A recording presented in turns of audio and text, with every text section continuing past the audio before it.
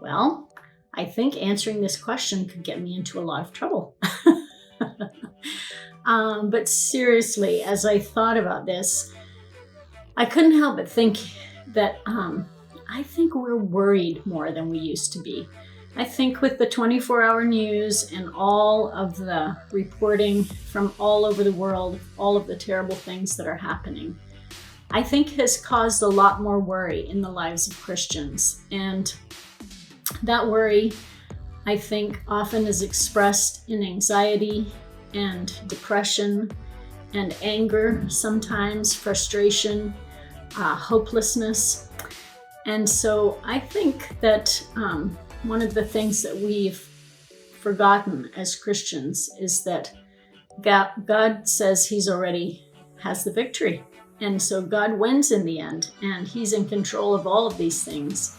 And so we as Christians are to have that sense of hope and bring hope to a very worried and concerned world.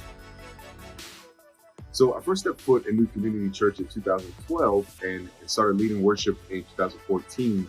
And in those years, I have been just extremely impressed by how New Community has taken on the issue of mental health.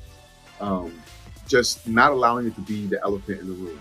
In every church, someone is either personally or through relationships affected by mental illness.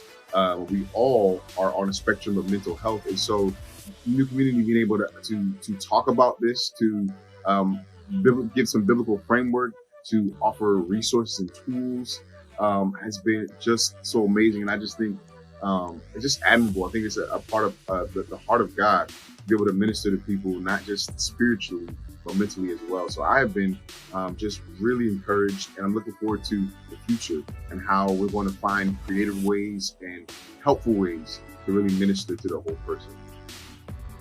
I think the topic of mental health at New Community Church has been something that's always been there. You know, I've been here for about 12 years, but I can say within the last 5 to 7 years, it's been something we've talked about more, and especially over the last several years.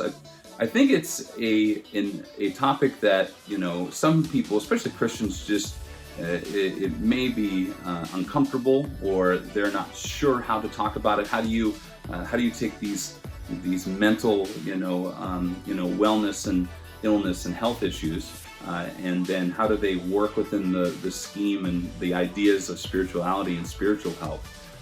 And I think when we've had these times together, we've had members of our congregation come together for these group gatherings around these particular issues.